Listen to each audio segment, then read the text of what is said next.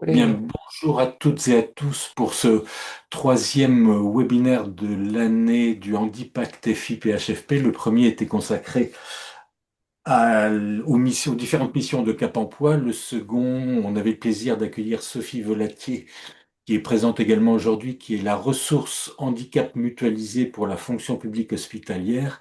Et nous allons consacrer ce webinaire aux études ergonomiques. Je remercie, mais je pense que Karen va le faire également. Jason Maillard, prestataire pour l'AGFIP et le FIP sur ce dispositif.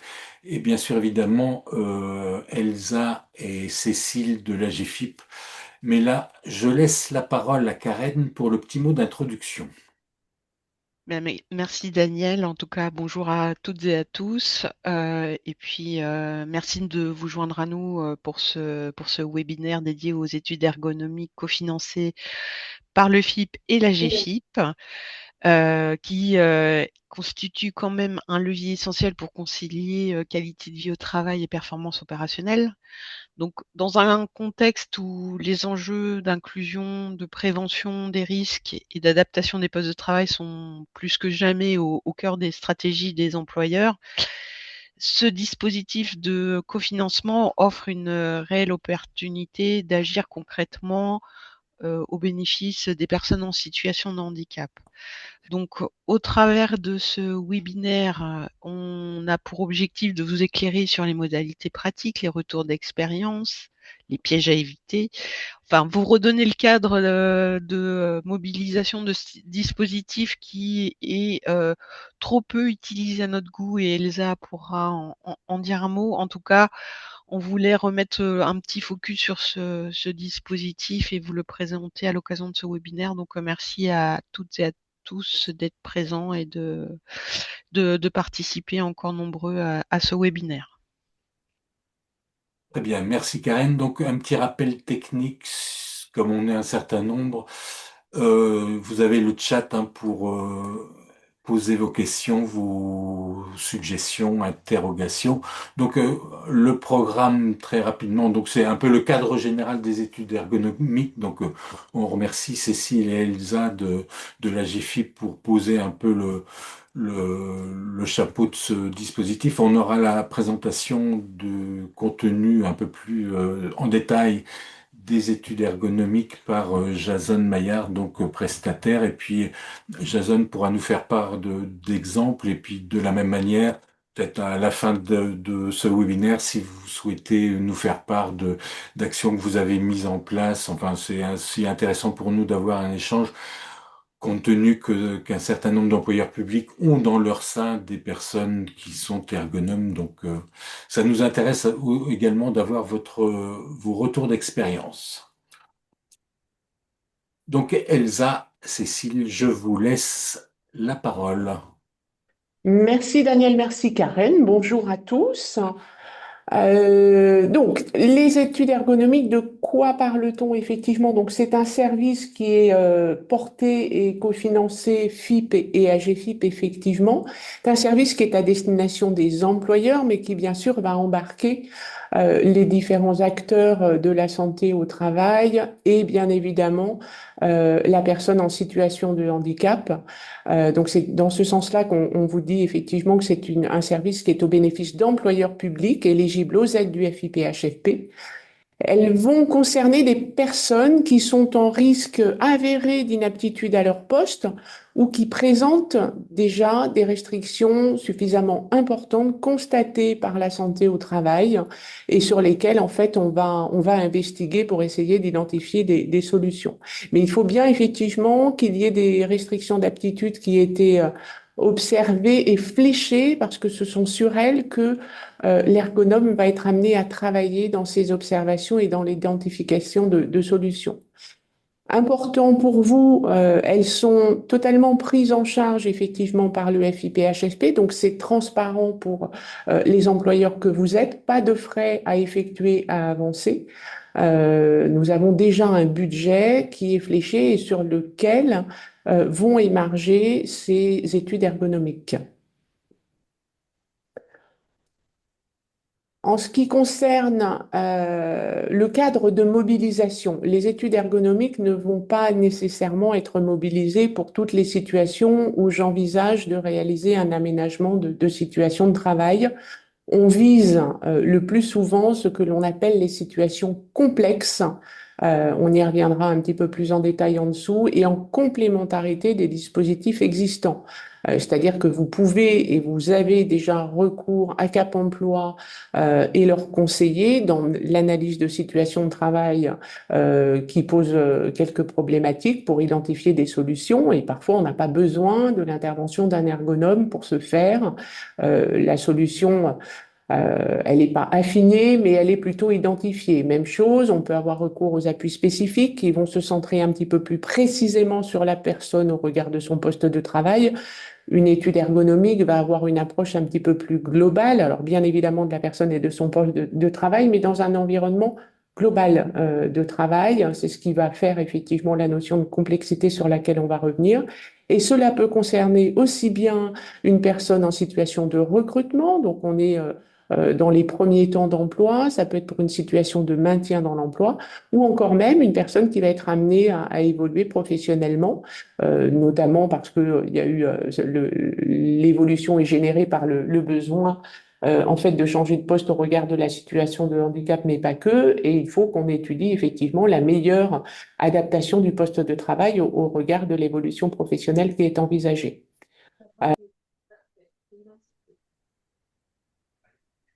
On peut être sur une situation de travail où on est sur du multisite. On peut avoir une variété d'activités de la personne qui fait qu'on va avoir besoin de cette étude ergonomique-là pour bien intégrer toutes les situations de travail. Ça peut être aussi donc de multi-activités. Donc on va aller aussi bien sur les champs organisationnels parce que parfois la solution en fait à l'adaptation du poste va être beaucoup plus du ressort de l'organisation, alors du temps de travail, de la répartition des tâches. C'est pas uniquement du matériel, mais ça peut l'être également. Donc on a plusieurs champs à investiguer pour identifier la bonne adéquation de la problématique de santé avec le poste de travail. Et donc la notion de complexité, parce que ça peut être aussi, on est sur un poste où finalement, j'ai souvenir que c'était arrivé, on était sur des missions en lien avec de nouvelles technologies, où on va avoir une problématique en lien avec la diffusion des ondes, des choses un petit peu nouvelles qui vont faire qu'on a besoin de s'appuyer sur ce regard expert qui va être en capacité d'aller imaginer des solutions auxquelles on n'aurait spontanément pas pensé. C'est ça un petit peu cette notion de complexité. Et pour euh, éclairer davantage cette notion de complexité, je vais vous dire que l'étude ergo n'a pas forcément, alors à chaud, hein, parce que chaque situation est individuelle, vocation à intervenir sur un aménagement de type bureautique standard. On a des ressources qui sont présentes. Hop, Euh, on t'est déjà désagréable. Pardon? Je sais pas compris. On a eu une intervention accidentelle d'un micro non coupé, non? Ou c'est une question? C'était un accident. C'était un accident. Ok, donc je continue. Euh, voilà, sur le cadre de mobilisation et les cas de recours à l'étude ergonomique, j'espère que je suis suffisamment précise. Mais en tout cas, effectivement, pour conclure à nouveau sur ce cadre de mobilisation, on est bien sur une situation de départ où on a une inadéquation constatée au poste de travail avec l'état de santé de la personne concernée. Et il faut que l'on aille analyser, observer cette situation-là très précisément pour comprendre un petit peu les mécanismes qui posent problème et ensuite rechercher les solutions organisationnelles, techniques que l'on peut mettre en place pour répondre aux besoins de la personne et garantir la bonne tenue du poste.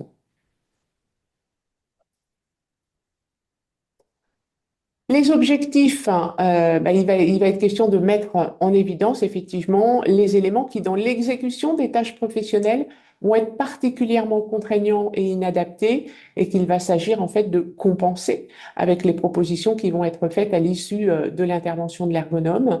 Donc, on est bien dans un objectif d'identifier des solutions concrètes, réalistes, chiffrées en matière d'aménagement et ou d'adaptation de la situation de travail. C'est aussi l'intérêt de cette intervention-là. Il y a évidemment la phase terrain, observation, concertation, échange avec l'entreprise, avec l'employeur, pardon, avec l'agent, pour comprendre effectivement un petit peu ce qu'est l'activité, comment elle se déroule, doit se dérouler, comment elle s'intègre à un process un petit peu plus complet. C'est-à-dire que si je bouge pour adapter le poste à un élément, il faut qu'on tienne compte de l'environnement global et ça se fait aussi en concertation avec les responsables de l'activité en question et bien sûr la personne en situation de handicap avec le management. À partir de là, on va identifier plusieurs solutions possibles. Et puis, il va y avoir des temps de concertation entre ces différents acteurs pour aboutir à la solution la plus adaptée, mais sur tous les champs, évidemment en matière de compensation de handicap, mais pour maintenir aussi les attendus en termes d'activité, parce qu'on fait ça au regard d'une fiche de poste et d'un attendu de production de façon générale, si je puis dire. Donc l'intérêt pour vous, si vous commandez ce service et cette intervention d'études ergonomiques, c'est que à la fin de l'intervention, le cabinet partenaire va vous produire un petit tableau récap en fait de toutes les activités phares du poste observé, avec les incidences de la problématique de santé et les solutions en face qui ont été identifiées et dans l'idéal testées. C'est fait le plus souvent possible et on va jusqu'à la production de devis. Donc c'est vraiment un service clé en main qui est très facilitant aussi dans l'accompagnement des situations de recrutement, de maintien ou d'évolution professionnelle. Mais la finalité, bien évidemment, c'est ce que j'ai déjà évoqué, émettre des préconisations pertinentes, réalistes, en vue de compenser durablement le handicap de la personne en situation de handicap et de lui permettre bien évidemment, de tenir son poste dans des conditions adaptées. Donc, on va intervenir pour limiter l'incidence de la problématique de santé dans la tenue du poste, limiter la perte de productivité liée au handicap si tel était le cas. Favoriser l'autonomie au poste de travail, ça c'est un point important dans le cadre de l'intervention ergonomique aussi. Le but d'une intervention comme celle-ci, c'est pas finalement de déporter les tâches du poste qui posent problème à d'autres personnes, parce que finalement, dans certains cas, on va déporter la difficulté et peut-être générer une sinistralité sur des collègues de travail. C'est bien, au travers des solutions qu'on va mettre en place, de favoriser cette autonomie au poste de travail, que la personne soit le plus autonome possible dans ses activités, qu'elle n'ait pas à demander pour X ou Y tâches l'intervention d'un tiers. Et bien évidemment, éclairer les acteurs concernés. Et donc là, on est sur toute la chaîne humaine pour mettre en œuvre les mesures adéquates. Donc ça va concerner bien évidemment la personne en situation de handicap, son manager, mais son collectif de travail également. Les prescripteurs sont les conseillers Cap Emploi, France Travail, Mission Locale, de façon générale ce qu'on appelle désormais le réseau public pour l'emploi, les employeurs publics qui ont conventionné avec le FIP-HFP, les centres de gestion qui ont signé une convention avec le FIP-HFP, je vais y arriver, et les services de prévention et de santé au travail.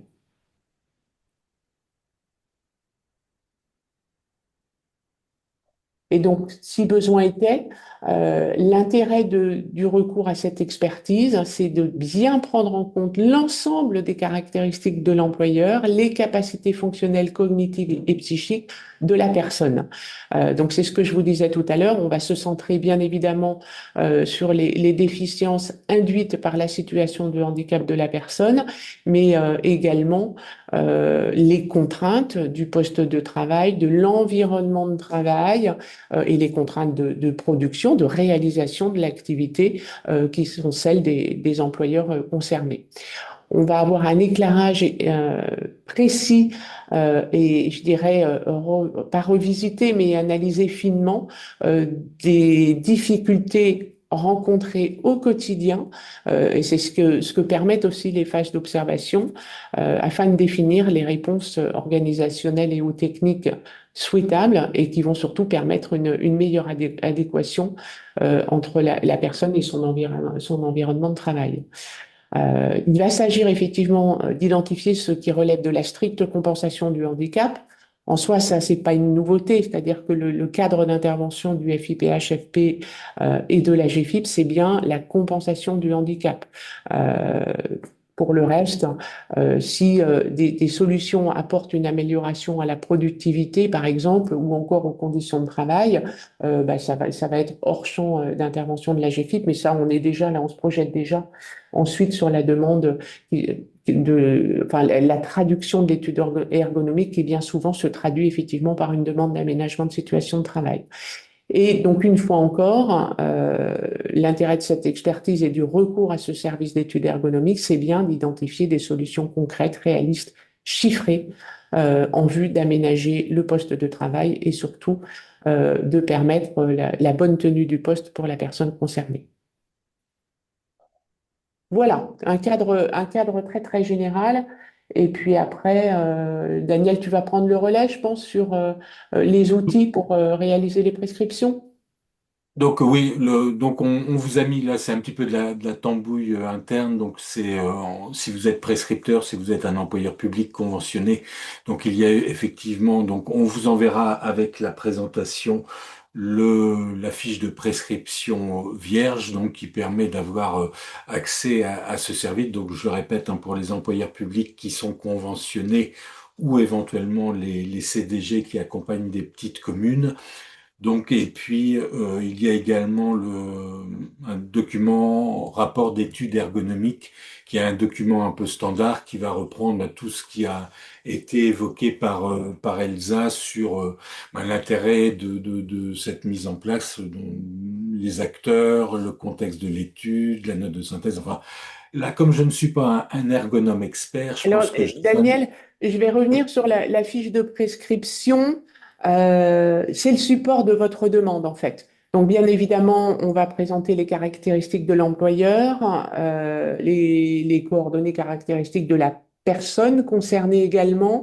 Et il va y avoir un champ, effectivement, sur ses activités et certainement plus particulièrement sur les restrictions ou les difficultés rencontrées. Cette fiche de prescription, elle va être adressée au cabinet partenaire, hein, qui porte le service des études ergonomiques, qui va s'en servir et qui sera amené ensuite, de toute façon, si besoin était, à reprendre contact avec vous, prescripteurs, pour affiner un petit peu la situation, les contours de la future étude ergonomique. Mais c'est un document, c'est la première étape effectivement de la sollicitation du service, qui va poser un petit peu le contexte, donc voilà, qui est importante, mais on va pas vous demander des informations a priori dont vous ne disposez pas. Très bien. Donc, je pense que le cadre posé est très bien posé. On n'a pas eu de questions, Elsa. Donc, C'est je qu'on a trouve été tout clair, hein. vous avez été très clair. Je Donc, reviens simplement sur l'objectif qu'on a ensemble, enfin l'objectif qui fait qu'on a cette rencontre aujourd'hui. C'est un service effectivement qui en Normandie reste relativement peu mobilisé, sans doute parce que méconnu, sans doute parce que il y a des services finalement similaires, ou en tout cas il y a des possibilités d'études ergonomiques et des compétences d'ergonomique dans les CAP emploi, dans les services de santé au travail, dans certains centres de gestion. Donc il faut le voir effectivement en complémentarité de l'existant. L'intérêt, c'est vraiment cette notion de clé en main, c'est-à-dire qu'à la fin, effectivement, et le partenaire reviendra là-dessus, on vous produit un rapport un tableau d'analyse, vous avez des essais, vous avez des devis. Donc, je pense qu'en termes d'accompagnement, c'est quand même assez commode. Et puis, je me dis que par rapport à des moyens déjà existants, ça peut permettre peut-être parfois de les soulager. Je sais que dans le secteur privé, on a évidemment des ergonomes dans les Cap Emploi, on a des ergos dans les services de santé au travail, mais parfois ils peuvent être un petit peu débordés.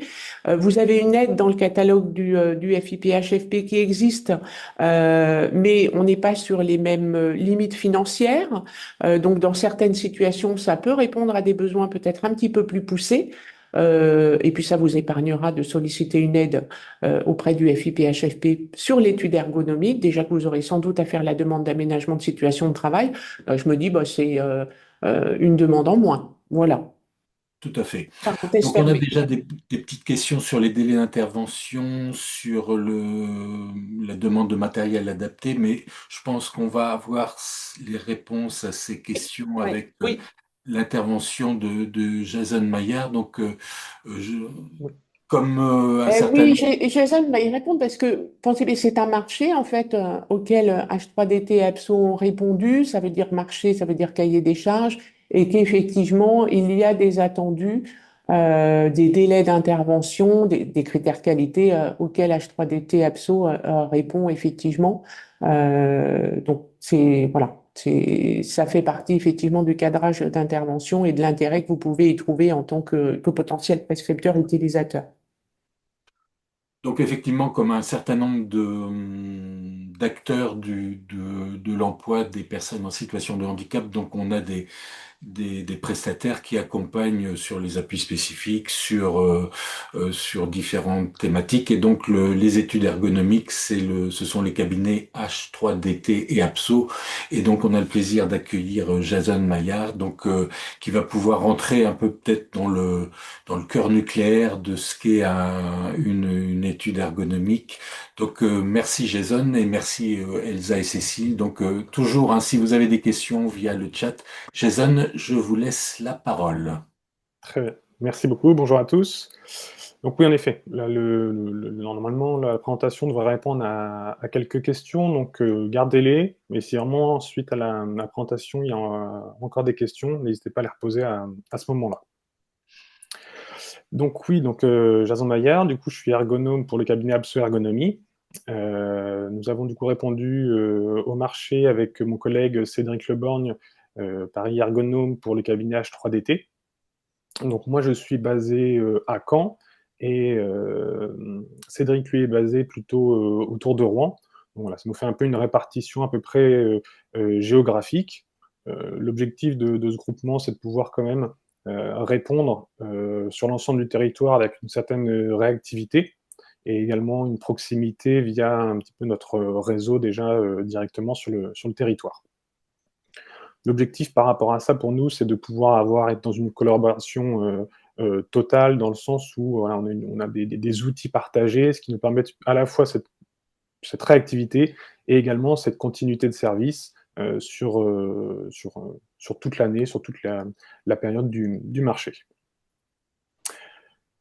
Par rapport à ça, l'idée, c'est de refaire un petit récapitulatif quand même rapide de l'approche ergonomique, sachant que voilà, les éléments avant, déjà, on a déjà pu reprendre quelques bases.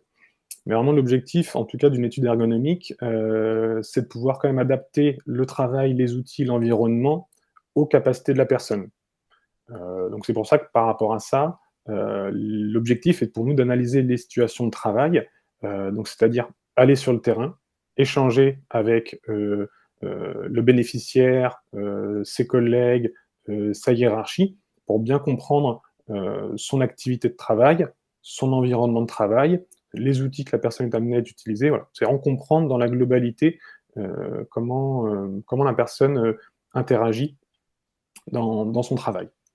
Et l'idée par rapport à ça, c'est de pouvoir permettre en tout cas aux bénéficiaires qui sont en situation de handicap d'exercer leur activité dans les meilleures conditions possibles. Donc par rapport à ça, il y a 3 principes fondamentaux sur lesquels on se base.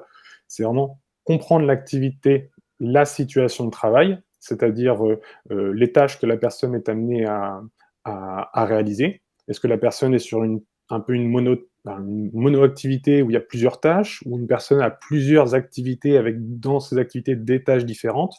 ce qu'évoquait tout à l'heure Madame Crampon sur l'aspect complexité de l'intervention. C'est avoir un petit peu le champ d'intervention de la personne. Ensuite, c'est de pouvoir se poser des questions sur les gestes, les postures que la personne est amenée à mettre en place, à réaliser dans son activité. Comme je disais, son environnement matériel.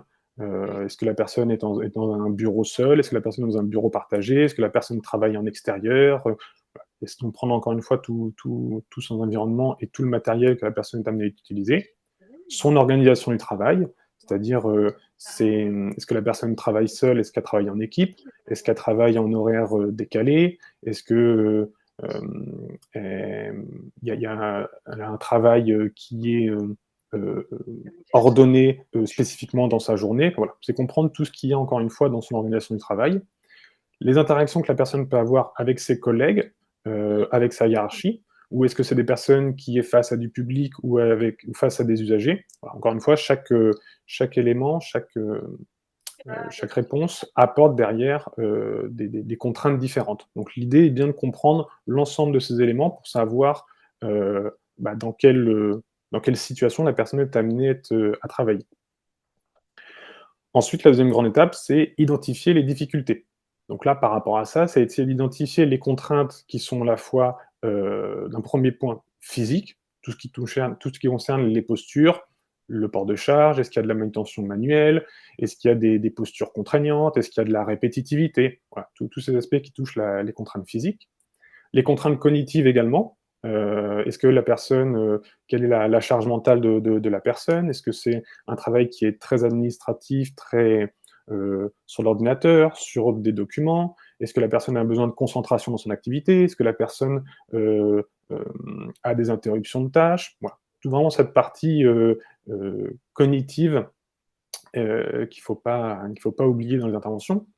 Les contraintes organisationnelles, encore une fois, pour revenir un petit peu sur dans le terme de l'analyse, c'était voilà, les horaires de travail, l'organisation des tâches dans une journée, les organisations de l'activité sur une semaine, sur un mois, voilà, prendre en compte toutes les contraintes qu'il pourrait y avoir par rapport à ça. Et au final aussi également les obstacles liés au handicap. Exemple un peu facile à identifier, une personne par exemple qui est en fauteuil roulant dans un bâtiment, au-delà de regarder son activité en tant que telle, c'est prendre également tous les autres aspects dans une journée de travail. C'est-à-dire, est-ce que la personne a une accessibilité facile au bâtiment? Est-ce qu'ensuite, du bâtiment, elle a un accès facile à son poste de travail? Est-ce que si elle doit aller au WC, est-ce qu'elle a un accès facile de son bureau au WC? De la même manière, s'il y a un accès facile pour aller au réfectoire, à la salle de pause. Voilà, donc c'est au-delà du travail en tant que tel purement, c'est tout ce qu'il pourrait y avoir autour également à bien prendre en compte. Et une fois que tous ces éléments ont été identifiés, derrière, c'est de pouvoir proposer des solutions pour répondre à chaque situation contraignante qui ont été identifiées. Et par ça passe par des aménagements du poste de travail, que ça soit, encore une fois, du nouveau mobilier, des outils spécifiques, peut-être des logiciels. Voilà, encore une fois, tout dépend de ce qui est remonté.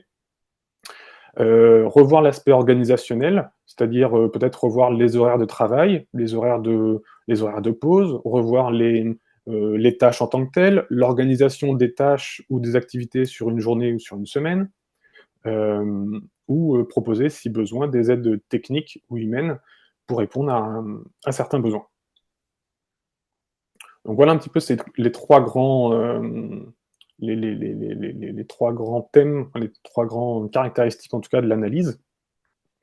Et donc l'objectif par rapport à tout ça, quand même, dans la fonction publique, l'approche ergonomique, elle a plusieurs objectifs. C'est de maintenir dans l'emploi les agents qui sont en situation de handicap, prévenir l'apparition ou l'aggravation des limitations fonctionnelles, parce qu'il y a cette logique donc la partie aggravation, ça c'est quand même plus clair, c'est dans le sens où la personne a des problématiques, l'idée c'est de ne pas aggraver ces problématiques déjà existantes. Mais la partie prévenir l'apparition, c'est peut-être que des fois il y a des stratégies de compensation que les gens mettent en place.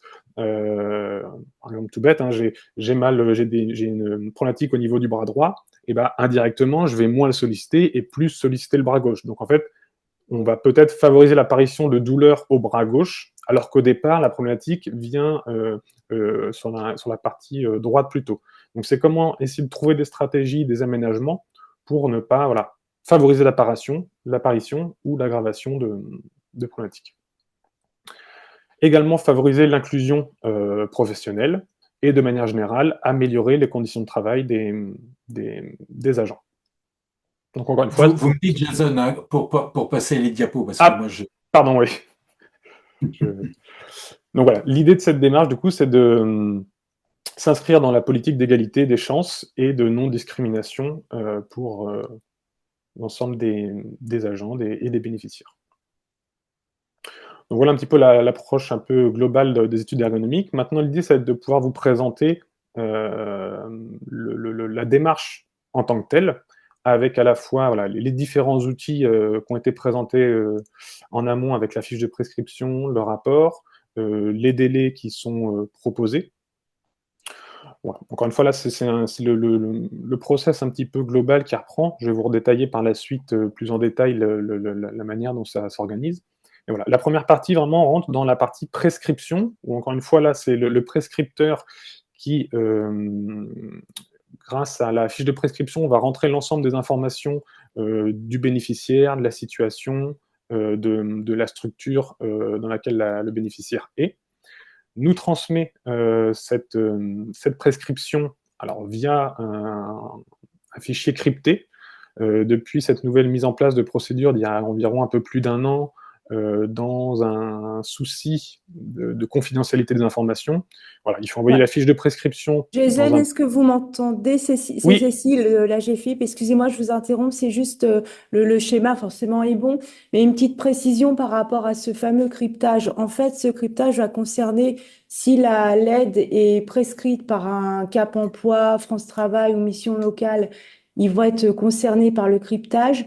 Si c'est l'employeur public qui fait la prescription, comme ils peuvent s'ils sont conventionnés, il n'y aura pas de cryptage parce qu'ils ne font pas partie, en fait, de l'ensemble des signataires qui a mis au point ce dispositif. C'était juste pour préciser. Du coup, c'est plus simple. C'est plus simple, voilà. Bon, bah, ça fait. Voilà. C'est ce qu'il faut retenir, si vous êtes employeur public, vous avez conventionné avec le FIP et vous faites une prescription, vous n'avez pas ce souci de cryptage dans la transmission des données. Voilà, c'est juste ça. Bon, bah ça enlève une étape un peu plus complexe. Voilà. Ok, très bien. Donc voilà, vous envoyez du coup directement votre fiche de prescription au prestataire. Et c'est là où nous, en interne, avec mon collègue, on analyse un petit peu la demande et on définit qui intervient sur cette intervention. Et suite à ça, à partir du moment où on reçoit la prescription, on a 5 jours pour prendre contact avec l'employeur pour rééchanger un petit peu sur la situation, compléter les éléments, et également, du coup, indirectement, pour nous présenter et indiquer qui interviendra sur cette intervention. Donc, en parallèle, en général, on prend contact quand même avec l'employeur, avec le prescripteur également, pour également se représenter si on ne se connaît pas, et refaire un point sur les différents éléments de la fiche de prescription. Et suite à ça, en fait, c'est à ce moment-là qu'on définit le nombre de demi-journées d'intervention pour pouvoir réaliser l'étude. Encore une fois, ça va être en fonction de la complexité de l'intervention, l'analyse qu'on va en faire.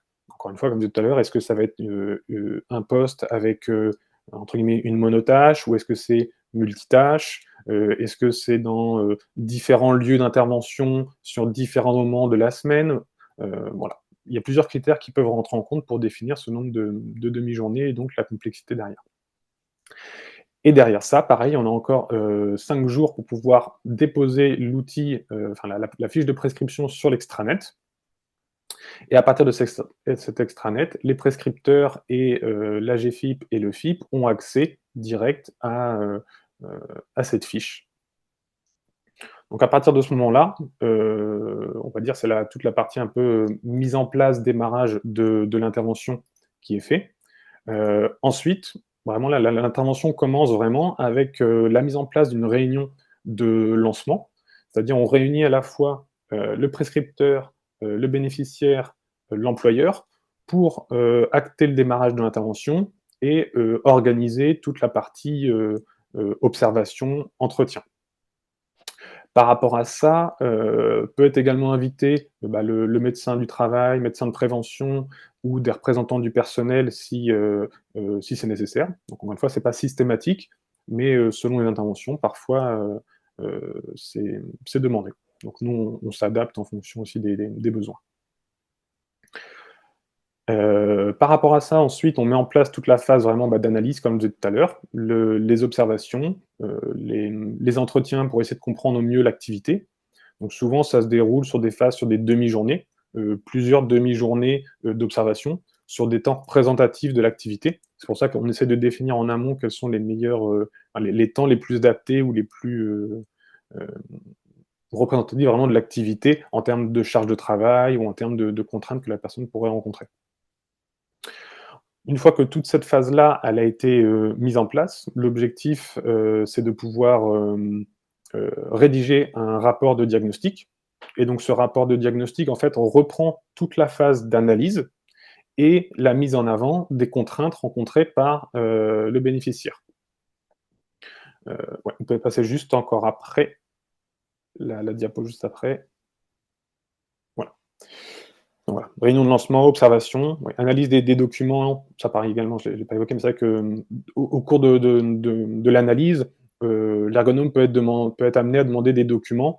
Encore une fois, c'est des fiches de poste, le document unique d'évaluation des risques sur le poste du bénéficiaire.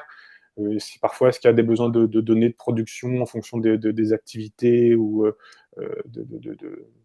d'activités de service. Voilà. Selon les situations, on peut être amené à demander des documents pour compléter notre phase d'analyse. Et une fois que tout ça est fait, on formule du coup un diagnostic. Donc là, aujourd'hui, c'est le rapport d'intervention. En fait, il y a une partie vraiment diagnostic avec vraiment toute l'analyse des situations de travail et l'identification des contraintes. Et ensuite, il y a la phase suivante qui est vraiment la phase de recherche de solutions. Donc par rapport à ça, en fait, il y a deux modalités. Si vraiment l'étude met en avant une complexité, en fait, on peut faire une réunion intermédiaire pour présenter le diagnostic et faire le point avec les différents acteurs. Et si, entre guillemets, il y a moins de complexité, on passe directement à la phase suivante, qui est la phase du coup de co-construction des aménagements. Donc par rapport à ça, c'est échanger avec le prescripteur, soit le médecin du travail et de prévention ou des organismes spécialisés sur les aménagements qui vont être proposés. Vous me dites un peu les diapos. Voilà, oui, on est sur celle-ci. C'est bien celle-là. Hein. Tout à fait. Et donc en parallèle, après, pareil, c'est de représenter, d'échanger avec le bénéficiaire et l'employeur sur les solutions qui ont été identifiées. Encore une fois, plusieurs modalités. Si on est sur du matériel qui est clairement identifié, on peut passer directement à des phases de mise en test du matériel.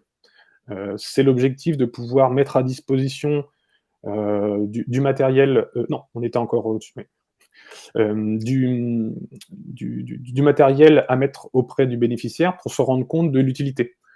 Exemple tout bête, des fois des casques micro, on fait intervenir un fournisseur qui met à disposition 2-3 modèles et le bénéficiaire a 10-15 jours pour tester les différents matériels et se rendre compte des avantages et des inconvénients de chacun pour pouvoir faire un choix final. Donc encore une fois, ces phases de test peuvent parfois un peu rallonger la durée de l'étude, mais quand même permettent à la fin d'avoir une solution qui soit vraiment le plus adaptée possible. L'autre modalité, c'est passer par des groupes de travail, où encore une fois, ce qu'évoquait tout à l'heure Madame Crampon, c'est que des fois, les solutions qui vont être proposées peuvent avoir des impacts à la fois sur l'organisation du bénéficiaire, mais également soit du collectif de travail, donc potentiellement les collègues, et ça peut également intégrer des nouveaux équipements au sein de la structure. Et donc par rapport à ça, on peut intégrer également les services techniques. Parce que quand on intègre du nouveau matériel, il faut que les personnes présentes dans la structure, dans l'organisation, sachent intervenir, régler le matériel, dépanner s'il y a une panne ou quoi que ce soit. Donc, c'est intégrer les personnes qui vont être également impactées par les changements. Et donc, l'idée de ces groupes de travail, c'est de pouvoir réfléchir ensemble à le meilleur moyen d'apporter des modifications. Et, encore une fois, en intégrant les personnes, on facilite derrière l'acceptation et le déploiement, la mise en place des solutions qui seront proposées. Jason, Oui. alors, j'ai une question par rapport au fait que peut-être, est-ce qu'il n'y a pas une forme de, non pas de jalousie, mais par rapport aux autres collègues quand ils voient qu'il y a un aménagement qui est réalisé. Donc, c'est toujours, enfin, moi j'ai travaillé dans un SAMET il y a une vingtaine d'années, donc ça date, mais c'est vrai que l'explication par rapport aux autres collègues de savoir pourquoi il y avait un fauteuil, comment est-ce qu'on gère ça? Bah, c'est vrai que ça dépend. C'est vrai que, selon les interventions, on n'est pas toujours au même niveau. Parce que des fois, on intervient dans des structures où le bénéficiaire sa situation est déjà clairement identifiée par le collectif. Donc là, déjà, c'est un peu plus simple parce que les personnes comprennent, en tout cas plus facilement, que le bénéficiaire bénéficie d'aménagements, que ce soit du matériel ou organisationnel. Et en plus, le fait de les intégrer dans les groupes de travail, ils comprennent d'autant plus la démarche et pourquoi on en arrive là. Après, quand les collègues découvrent directement ou indirectement la situation du bénéficiaire, ça reste quand même parfois compliqué de faire accepter que voilà, cette personne va bénéficier de matériel qui vont certes améliorer ses conditions de travail, mais qui vont surtout compenser un besoin ou des situations qui sont contraignantes spécifiquement en lien avec son handicap. Donc c'est là où, de la même manière, l'objectif pour l'ergonome quand même, c'est de bien l'identifier parce qu'il faut aussi s'armer avec l'employeur ou avec les responsables pour vraiment faire comprendre au collectif que voilà, c'est pas seulement du favoritisme, c'est qu'il y a un réel besoin et que euh, la situation oblige à mettre en place du matériel spécifique pour le bénéficiaire. Bon, encore une fois, de manière Jason, générale, il y a eu Jason, Oui, pardon. c'est Elsa, pardon. Je voudrais donner une petite touche positive quand même parce que, alors, déjà, ça s'explique quand même au collectif de travail. Tout à fait. C'est sur préconisation médicale. Deux, il y a aussi le versant positif de la chose, c'est-à-dire que le collectif de travail, pour avoir été dans cette situation-là, hein, de l'avoir exercé, c'est plutôt un élément moteur de voir que son employeur s'empare d'une situation pour mettre en place des solutions. Donc ça peut aussi avoir l'effet inverse que la jalousie, c'est-à-dire bah tiens, je savais pas finalement, mais on s'empare de ce sujet-là, on recherche des solutions. Il y a parfois des personnes qui du coup vont être amenées à dévoiler, si je puis dire, leur situation et leurs besoins. Mm. Bon, après, ça requiert effectivement un accompagnement et une communication adéquate auprès du collectif de travail, mais je pense qu'il faut essayer de le voir sous le versant positif quand même. C'est Tout quand à même fait. aussi souvent moteur. C'est ce que j'allais conclure, c'est que de manière générale, dans Pardon. la plupart des études qu'on a pu faire, on n'a jamais eu de frein par rapport à ça. Euh, Je fais le poil à gratter, moi je vois Oui, oui, bien sûr. Mais oui, Mais oui, de il y avait manière une autre générale, question, il y avait une autre question, enfin, oui. d'autres questions qui reprennent les mêmes problématiques sur les marchés publics par rapport aux aménagements des postes de travail. Vous intégrez cette peut-être difficulté d'achat de matériel avec les marchés publics? Oui. Alors c'est vrai qu'en priorité, du coup, on essaye de trouver du matériel en lien avec les marchés qui ont été passés par la structure. Et si vraiment on n'arrive pas à trouver, on peut proposer des devis en dehors des marchés en justifiant que les marchés qui sont aujourd'hui en cours ne proposent pas le matériel qui a été clairement identifié. Encore une fois, je sais pas, je prends l'exemple d'un transpalette électrique. Si les fournisseurs ne présentent pas, eh ben, on peut justifier que oui, en effet, le fournisseur propose un transpalette, mais le transpalette ne répond pas à l'ensemble des caractéristiques ou à l'ensemble du cahier des charges qui a été défini par rapport aux besoins. Et dans ce cas-là, on peut justifier un devis en dehors de ces marchés. Et donc ça, c'était Très pour la bien, première merci. question. Oui, donc la deuxième était en lien également. Oui. Et il y avait une question aussi juste au-dessus sur qui est à l'origine de la prescription, les référents handicap suite à une demande de matériel. Non, j'ai pas... Ben, Madame Sanchou, si vous pouvez préciser par Oui, écrit votre problématique. ouais, je reprendrai la question du coup en fonction Oui, oui, oui, de très la bien. réponse Oui, donc la partie standardisation. Ah, c'est vrai qu'encore une fois, l'objectif de la démarche, le point de départ, c'est l'analyse. Donc l'idée, c'est de comprendre au plus près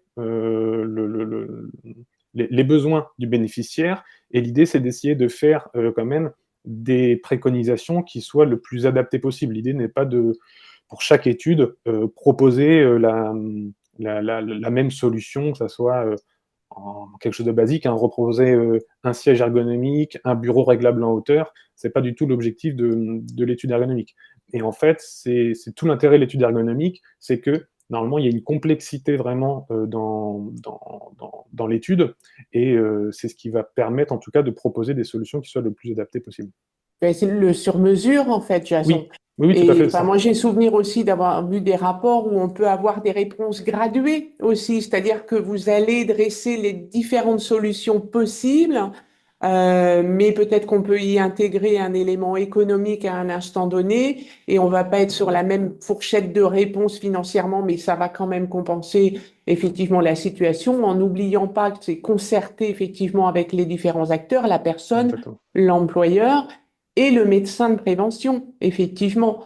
Donc c'est vraiment ce sur-mesure-là qui est intéressant et cette graduation dans les réponses que vous pouvez être amené à faire bien souvent dans les rapports d'intervention. Il y a plusieurs solutions qui peuvent être identifiées. Vous essayez systématiquement aussi d'organiser l'essai avec la personne parce qu'il faut qu'elle s'approprie la solution et Tout à parfois fait. celle qui va lui convenir, c'est pas forcément ou la plus chère ou celle à laquelle on aurait pensé spontanément, nous, de l'externe, en premier. Mm, mm. Tout à fait. Bah, c'est vrai que c'est aussi tout l'objectif voilà, des entretiens et des échanges au fur et à mesure. Parce que voilà, parfois, on peut partir sur une solution qui, en effet, peut coûter peut-être plus cher, plus d'investissement.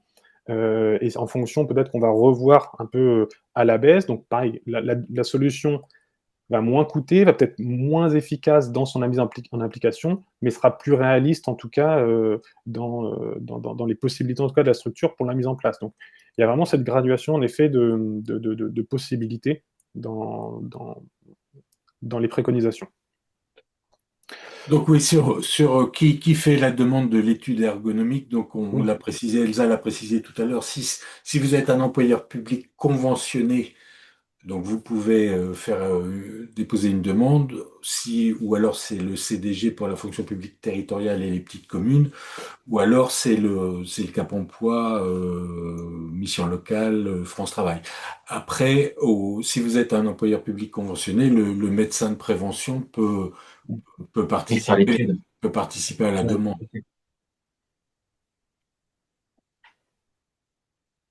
ok.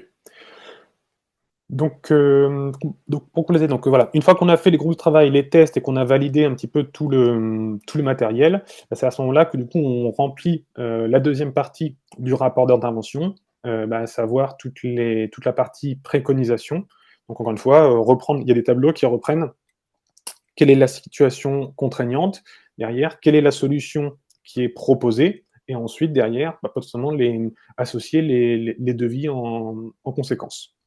Donc c'est pour ça que ce rapport d'intervention reprend vraiment toute la présentation de l'étude, toute la phase d'analyse avec le diagnostic, et ensuite toute la phase de recherche de solutions avec devis associés. Donc, ce qui fait que ce document permet vraiment de reprendre tout l'ensemble de l'intervention. Et pour en revenir sur les délais, du coup, entre la réception de la demande et le rendu du rapport d'intervention, nous avons un délai de 3 mois pour intervenir. C'est Donc, la bonne diapo là, parce que moi, pardon, on est juste après, pardon. Ah oui, non, c'est celle-ci, on est sur la fin de l'étude. Donc voilà, donc on a 3 mois entre la demande et le rendu du rapport final. Et donc c'est pour ça que c'est à ce moment-là peut-être que également il est intéressant de organiser des réunions de synthèse, c'est-à-dire que on présente à la fin de l'étude, on réunit l'ensemble des acteurs, prescripteurs, bénéficiaires, employeurs, et encore une fois peut-être médecins du travail, de prévention et des IRP si besoin, et représenter toute la phase d'analyse. Parce qu'encore une fois, on a des échanges au fur et à mesure avec les uns et les autres, mais au moins c'est souvent intéressant à la fin de l'étude de représenter l'ensemble des éléments et acter qu'est-ce qui a été au final validé. Parce que, encore une fois, selon les études, on peut tester on peut passer par plusieurs phases de test, plusieurs matériels différents, plusieurs organisations différentes. Donc c'est bien de présenter ce qui a été retenu à la toute fin, avec voilà, les préconisations et les devis associés. Et une fois ce rapport final rendu, l'ergonome, l'intervenant, reste disponible un mois après l'intervention pour tout ce qui est accompagné dans la mise en œuvre des solutions. C'est un peu le service après-vente de l'étude ergonomique, quoi. Vous êtes à dispo s'il y a des Tout à fait. questions, des besoins complémentaires. Hein. C'est ça. S'il faut reprendre contact avec le fournisseur par rapport à certaines questions, par rapport à des questions sur le devis, par rapport à la question sur, je ne sais pas s'il y a eu des plans d'un réaménagement d'un espace, voilà. S'il y a des questions, si le service technique, pareil, a des questions par rapport au matériel, voilà. Oui, On ça reste vise à toujours sécuriser un petit peu. Tout à fait. L'idée, c'est pas de laisser la structure toute seule, mais vraiment voilà, de pouvoir rester à disposition pour répondre à des besoins. Et pour avoir travaillé donc sur cette problématique du maintien dans l'emploi, vous avez, vous également, une expérience, une connaissance assez fine, approfondie des fournisseurs qui sont un peu spécialisés sur les postures de travail, l'environnement du travail, donc ce qui n'est pas forcément inclus dans les marchés publics malheureusement, mais c'est vrai que c'est là où il y a une vraie valeur ajoutée. Bah, c'est ça. Souvent, c'est que dans les marchés publics, c'est je parlais comme les ont tout à l'heure, c'est souvent du matériel un peu standardisé. Il n'y a pas du matériel spécifique ou adapté selon les besoins et les problématiques. Donc, c'est vrai que par rapport à ça, on a un peu un catalogue de fournisseurs, que ce soit sur du matériel bureautique, sur du matériel plus type industriel, sur du matériel vraiment spécifique, du matériel acoustique. Voilà. Donc, par rapport à ça, on accompagne les structures pour leur proposer, si besoin, ces réflexions, ces éléments. Et donc, de la même manière, à la fin, nous, on envoie ce rapport sur la partie extranet, et ensuite, l'ensemble des éléments sont disponibles pour les prescripteurs et les personnes de la GFIP et du FIP. Donc voilà, par rapport à l'ensemble du process général de l'étude. Par rapport à ça, donc, comme expliqué par Madame Cromont tout à l'heure, en tant que réponse à un marché, du coup, on a plusieurs engagements vis-à-vis de la mise en place et du déroulement des études. Donc, on arrive avec un bagage dans le sens où on maîtrise un petit peu l'ensemble des dimensions spécifiques aux différents types de handicap. On n'est pas expert spécialisé, on va dire, sur une problématique en particulier, mais vraiment, on intervient sur tout type de handicap par rapport à ça.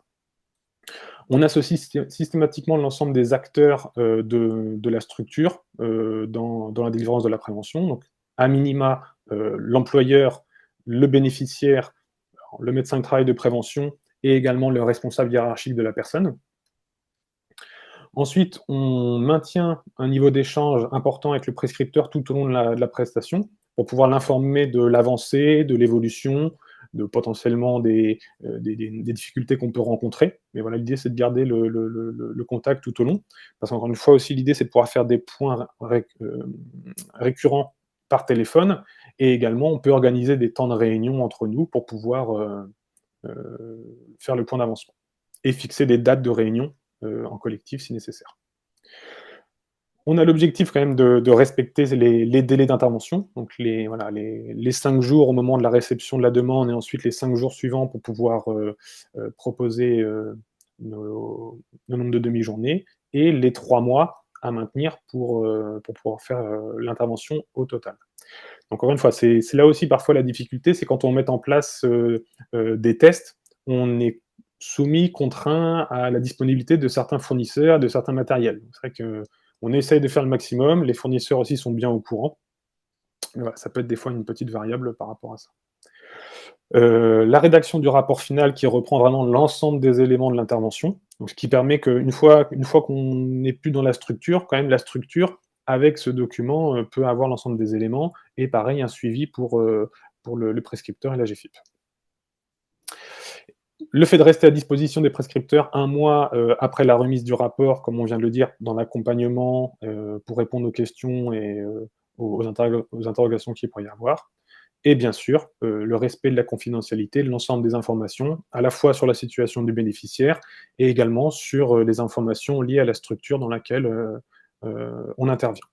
Parce qu'encore une fois, dans le cadre de l'étude, on va avoir peut-être parfois des données entre guillemets sensibles, des données personnelles, et aussi on est amené à prendre des photos pour pouvoir illustrer certaines situations. Donc, encore une fois, l'ensemble de ces éléments-là sont soumis à confidentialité. Pour finir, du coup, j'ai repris trois exemples d'études, une dans la fonction publique territoriale, une dans la fonction publique d'État et une dans la fonction publique hospitalière. Pour toucher un petit peu à tous les aspects. Donc, encore une fois, l'idée, c'est pas de rentrer trop dans le détail, mais c'est pour vous donner un ordre d'idée de situation de départ et quels sont les aménagements qui ont pu être proposés pour pouvoir répondre aux problématiques. Donc, une des études, c'était dans une communauté d'agglomération, dans un service culture, pour un professeur de musique. Du coup, le bénéficiaire présentait plusieurs situations à prendre en compte, à la fois une maladie invalidante de naissance avec une absence de sudation, donc derrière une difficulté pour réguler la température de son corps, des difficultés au niveau visuel avec le fait d'éviter l'exposition à la lumière trop importante, et également des difficultés motrices au niveau des membres supérieurs, et spécifiquement au niveau du coude gauche. Donc en fait, c'était un professeur qui avait un temps partagé dans la communauté d'agglomération et en dehors, et par rapport à ça, il donnait des cours à des jeunes élèves. Donc une des problématiques, c'était qu'en gros, cette personne, selon les jours d'intervention, il avait différentes salles de classe. Et en fait, le fait d'avoir différentes salles de classe, il était toujours obligé de reprendre l'ensemble de son matériel pour pouvoir aller dans les différentes salles. Donc pour lui, c'était une contrainte physique de déplacer tout le matériel qu'il avait. Donc par rapport à ça, on a réfléchi avec la direction de revoir l'organisation de ces cours, et notamment les salles qui avaient été mises en place. Et on a réussi à définir une salle unique qui lui est dédiée. Donc à chaque cours, il ira systématiquement dans cette salle-là.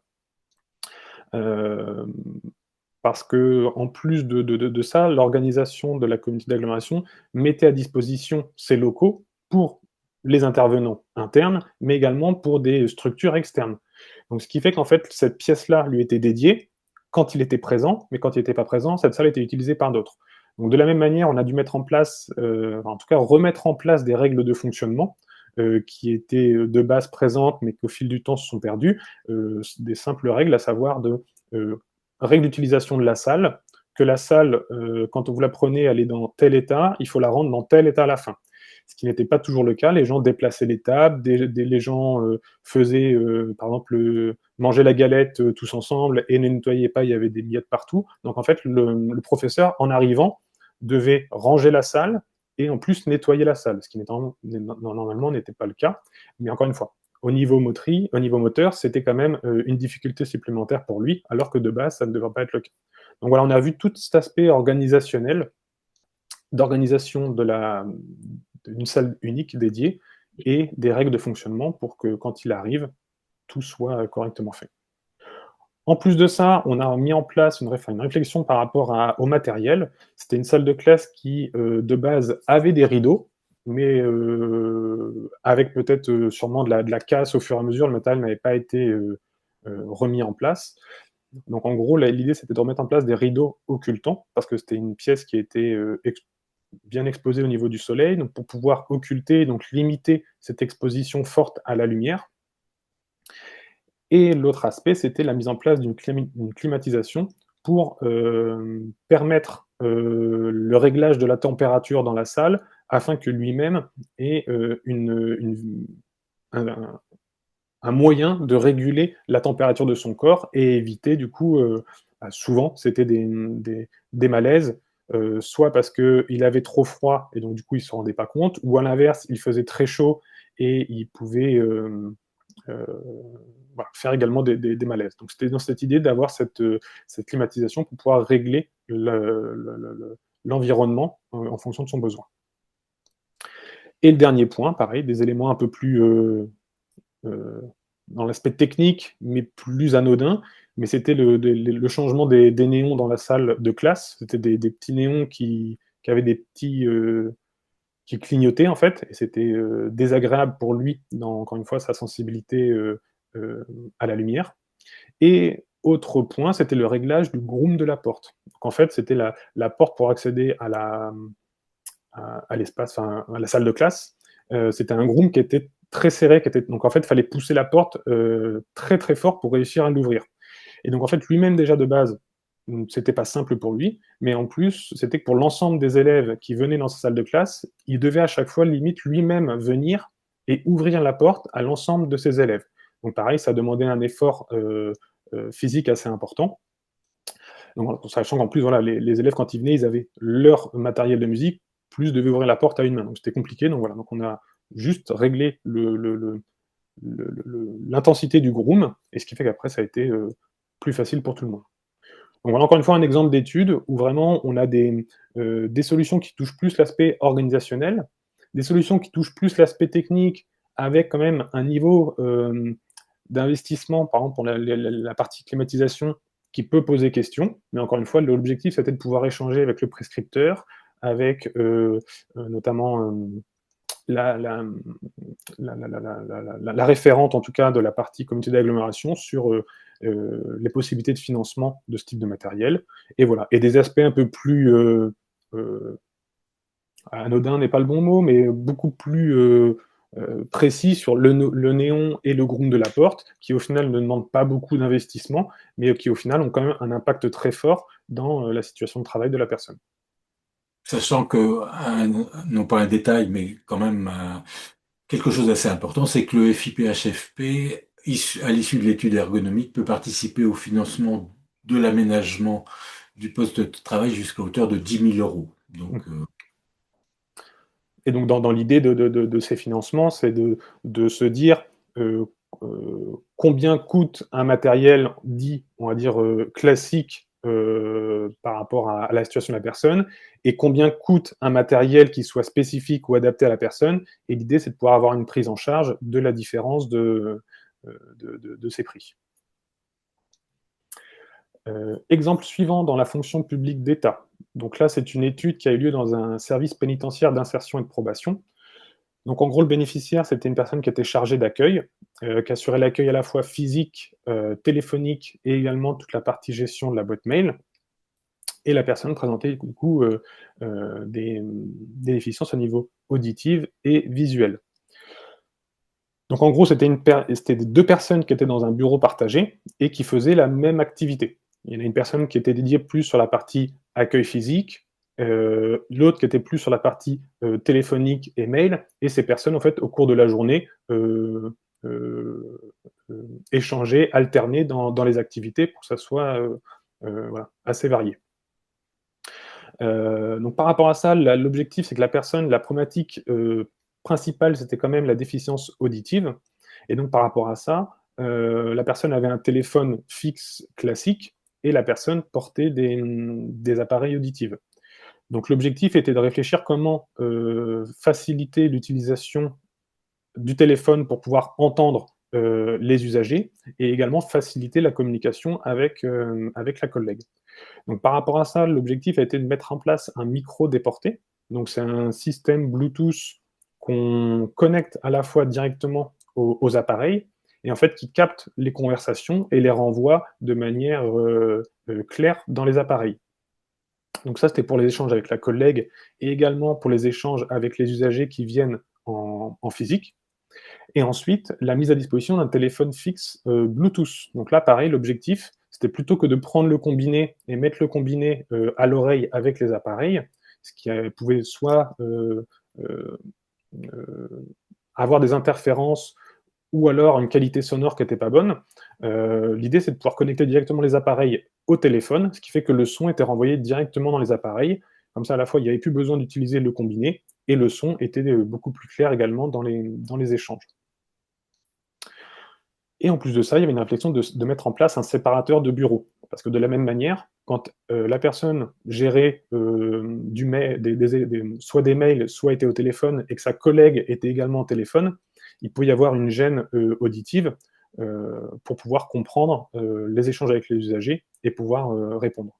Donc par rapport à ça, la réflexion était de mettre en place un séparateur transparent entre les deux bureaux, parce que les personnes étaient face à face.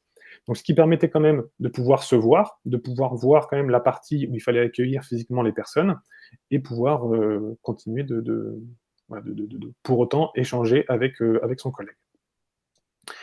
Et même problème que pour l'étude d'avant, là, le réglage du groom de la porte, mais là, c'était à l'inverse. Là, le groom de la porte, en fait, était pas assez fort, ce qui fait que dès qu'on ouvrait la porte et qu'on la lâchait, elle claquait de manière violente, et donc du coup, ça donnait un son assez fort, un pic au niveau du son. Et là, la personne, pareil, avait du mal, ça lui créait une gêne assez importante. Donc là, pareil, là, à l'inverse, il a fallu resserrer un peu le groom pour que la porte puisse se fermer tout doucement et sans claquer. Voilà pour la deuxième étude. Et la dernière, c'était une étude qui a eu lieu dans un EHPAD, et du coup, le bénéficiaire occupait un poste d'ASH, et donc il a rencontré des difficultés au niveau des membres supérieurs. Donc, poste d'ASH, donc l'objectif était de réaliser l'entretien à la fois des chambres et également des parties communes de l'établissement.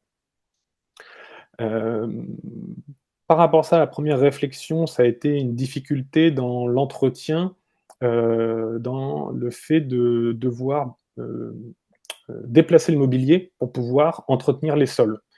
Donc par rapport à ça, il y avait une réflexion de mettre en fait des roulettes sur les mobiliers les plus lourds. C'était notamment les salles de repas avec toutes les tables et toutes les chaises. C'était quelque chose qui existait, que j'avais déjà vu et qui fonctionnait bien. En fait, par exemple sur une chaise, il y a les pieds arrière qui sont fixes et les pieds avant qui sont sur roulette. Ce qui fait qu'on a juste à lever l'arrière et on déplace facilement les chaises. Et une fois qu'on est assis, en fait, le fait que les pieds arrière ne soient pas mobiles, et ben, ça fixe complètement la chaise. Donc comme ça, il n'y a pas de risque non plus pour les résidents. Donc l'idée était de pouvoir mettre en place du mobilier mobile pour faciliter le déplacement. Ensuite, mettre en achat une autolaveuse autoportée, donc en fait les grosses machines qui permettent de laver les couloirs et les grands espaces, mais qui soient autoportées, dans le sens où en fait le fait de pousser demande un effort quand même beaucoup moindre qu'une autolaveuse classique, et qui offre voilà, une qualité de lavage tout aussi bien, voire mieux. Et le dernier, c'était aussi pareil, un balai ergonomique. Alors, je ne sais pas si vous connaissez, c'est le balai avec en fait une boule vraiment en haut et un balai qui est un petit peu courbé pour vraiment faciliter les mouvements de nettoyage. Donc là, encore une fois, pour essayer d'économiser les parties épaules, coudes et poignets. Donc ça, c'était sur la partie matérielle. Sur la partie technique, la personne avait un chariot. Et pareil, on s'était posé la question de la réorganisation des éléments présents sur le chariot, avec notamment, parce que du coup, avec le balai ergonomique, du coup, il y avait l'utilisation de mops imprégnés pour pouvoir laver le sol. Donc, il y avait des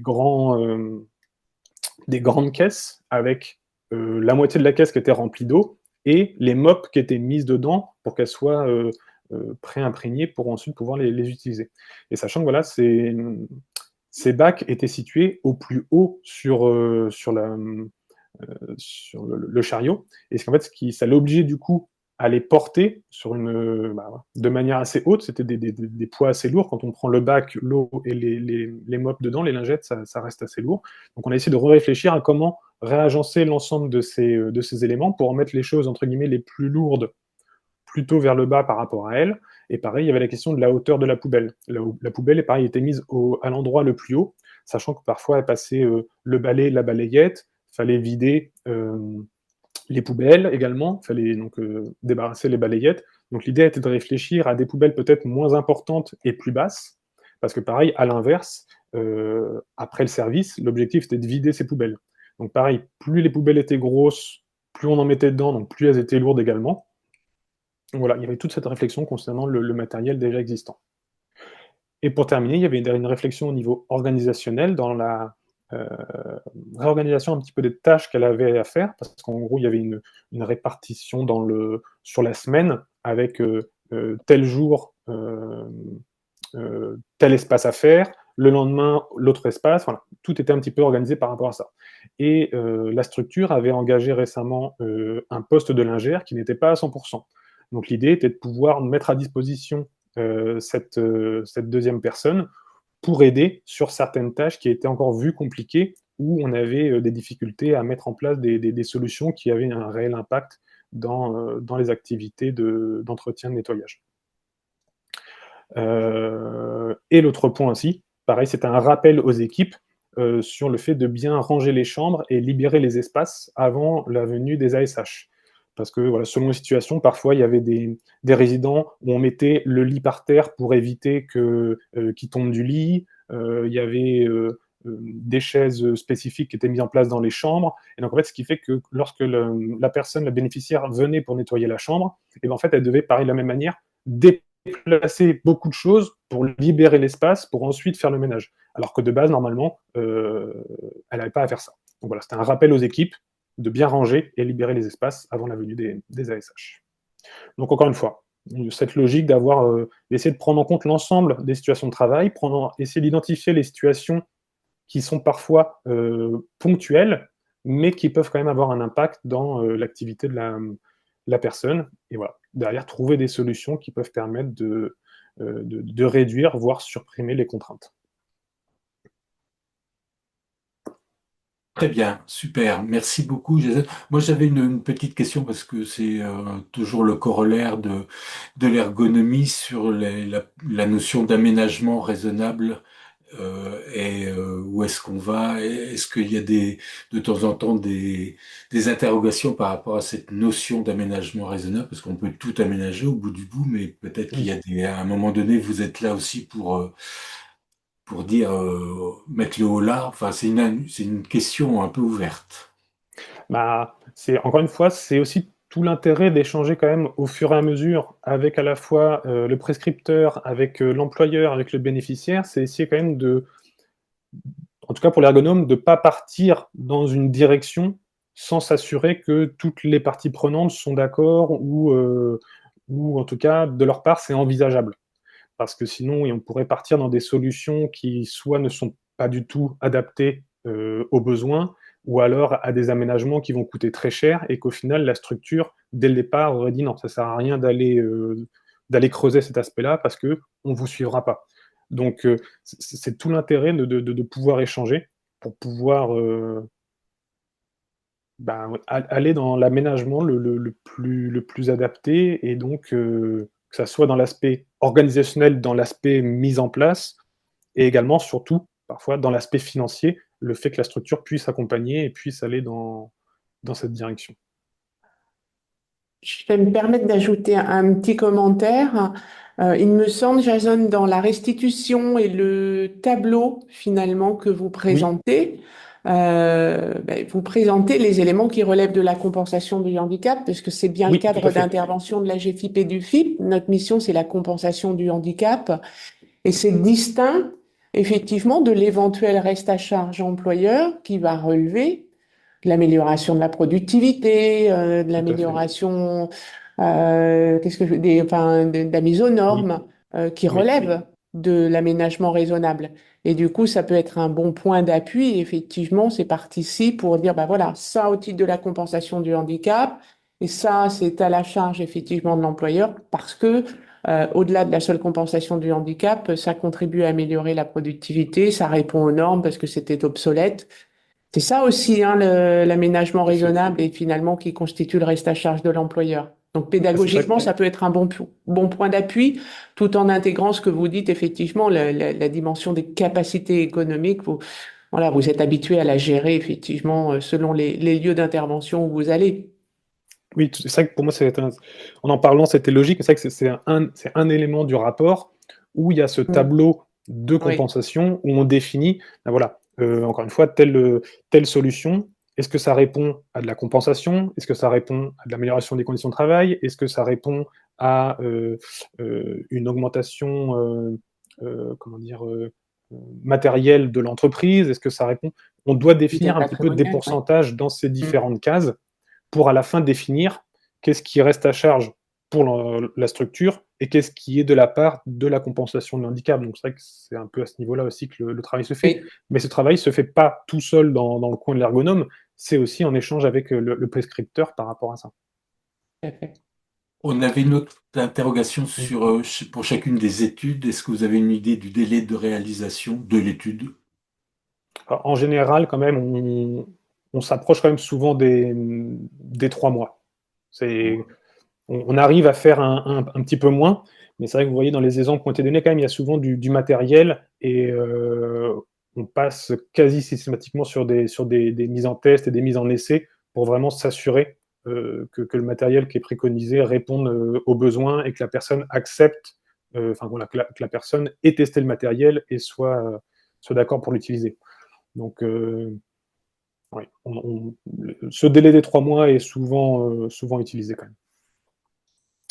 Très Et la bien. fiche de prescription et le rapport d'études sont disponibles. Alors oui, c'est ça. Donc après que nous, une fois qu'on a rempli la fiche de prescription et une fois que le rapport est terminé, on le met sur l'extranet et il est disponible, il est accessible.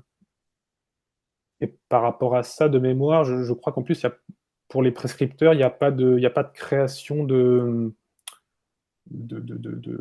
profil ou quoi que ce soit. Là, je me remets plus à Cécile, Cécile. peut-être. Non, non, il y a pas de création de compte ou de profil. En fait, ce qu'il faut bien s'assurer, c'est que les emails transmis initialement Ah, ils sur la correspondent. fiche correspondent bien. C'est ça. Sinon, Ok. le système ne reconnaît pas. Mhm. C'est juste ça. Donc, voilà, sous-entendu, c'est facile d'accès pour vous.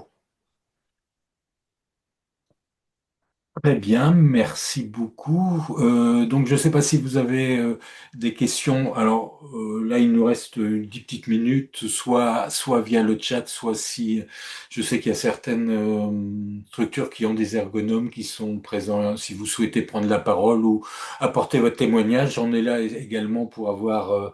Alors, le prescripteur doit contacter directement le prestataire, si j'ai compris par mail, si j'ai bien compris par mail.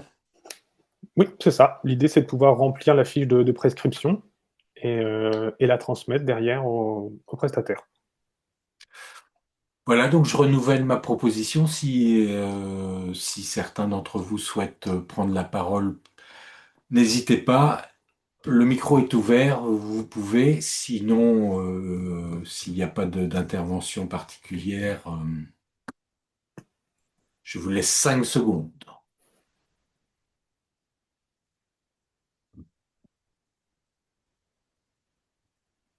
Très bien, donc apparemment il n'y a pas de demande de complément, donc je Du pense que...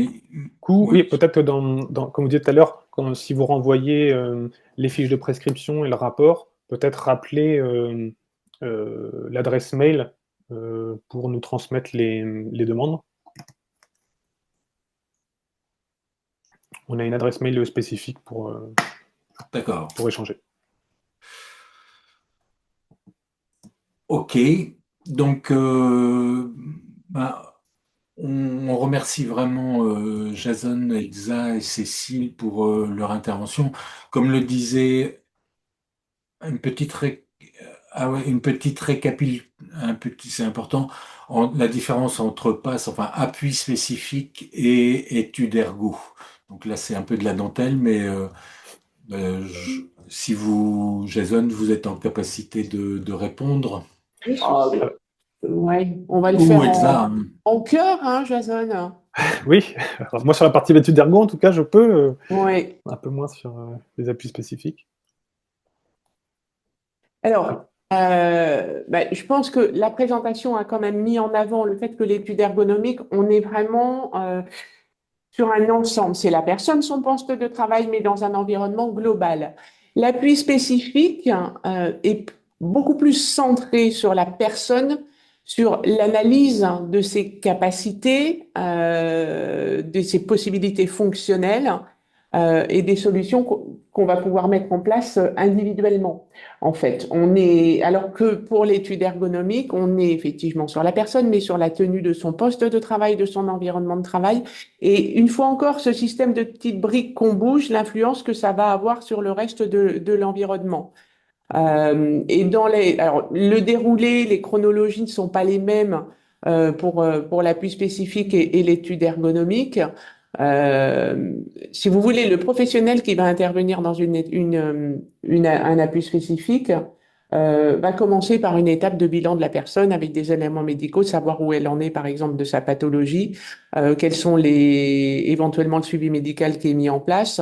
Donc, on fait ce point-là, qu'on va pas nécessairement faire dans un tel détail sur une étude ergo. Et ensuite, à partir de ces éléments-là, elle va aller se concentrer uniquement sur le poste de travail. Elle va pas aller voir tout l'environnement dans lequel est amenée à circuler la personne. Donc voilà, pour moi, la distinction majeure, elle est là. Jason, vous voulez peut-être compléter? Cette fois, des études avec potentiellement, tout à l'heure il y avait une question, je crois, par rapport à ça, avec un matériel qui a déjà été pré-identifié pour pouvoir répondre à un besoin d'un bénéficiaire. Voilà, ça nécessite peut-être pas une étude ergo derrière pour pouvoir y répondre. Cette notion d'étude ergonomique, c'est vrai que ça intègre un petit peu ce côté voilà, complexité, comme vous Ouais, l'évoquiez tout de suite, où en fait la personne est amenée à être sur différents postes de travail, que la personne est dans c'est différents ça. environnements, qu'elle elle gère différentes activités. En fait, c'est le côté un peu pluralité dans son activité qui fait que bah, une solution ne va pas répondre à une problématique spécifiquement. Il faut voir ça dans une globalité, dans un environnement qui peut avoir des impacts à la fois pour elle, pour les collègues, pour les usagers. Voilà, ça va toucher un petit peu plus d'aspects que la personne en tant que telle. Et c'est vrai que c'est à ce moment-là où quand même il y a une nécessité à avoir un regard un peu plus global et une analyse peut-être un peu plus approfondie. Et peut-être également, enfin, l'appui spécifique, le résultat de l'appui spécifique, enfin, va peut-être être un reclassement professionnel sur un autre métier avec une formation, ce qui est pas, enfin, l'étude ergonomique, là, on est vraiment sur l'aménagement du poste de travail. L'appui Et puis spécifique, spécifique, il y a une notion de parcours, Daniel, tu as raison. Effectivement, là, on essaie d'établir des distinctions sur une situation de maintien dans l'emploi ou en emploi. L'appui spécifique, effectivement, il y a vraiment cette notion de parcours dans sa construction. Donc, il y a la phase incontournable pour toute personne pour laquelle on va prescrire un appui spécifique du bilan un petit peu fonctionnel et des capacités que j'évoquais tout à l'heure. Mais effectivement, il va y avoir aussi l'accompagnement et l'intégration des besoins de compensation de la personne à d'autres moments de son parcours professionnel. C'est dans ce sens-là aussi que je disais que c'est un peu plus centré sur la personne, là où elle en est à un instant donné. Oui. très bien. S'il n'y a pas d'autres questions, interrogations, on va laisser la conclusion à Karen. Donc, on vous a mis notre prochain webinaire sera le jeudi 23 avril de 10h30 à 12h sur la paire et danse. Voilà, donc l'idée de l'organisation de ce webinaire, c'était de pouvoir partager avec nos partenaires de la GFIP, Elsa et Cécile, sur l'opportunité d'utiliser ce service. Merci beaucoup Jason Maillard pour cette présentation très claire et très, pour le coup, je pense que ça va donner des idées à nos employeurs qui ont suivi ce webinaire pour mieux comprendre l'utilisation de ce service. Donc, en tout cas, merci beaucoup, c'était clair et le support servira à tous. En tout cas, je vous remercie beaucoup de votre participation et puis de ces échanges très riches et au plaisir de vous retrouver très prochainement pour un nouveau webinaire sur la pérédance. Merci beaucoup. Merci à vous. Merci. Merci, bonne Bon journée. appé- Au revoir. Bonne journée, au revoir. Bonne et journée, au bon revoir. appétit. À vous aussi.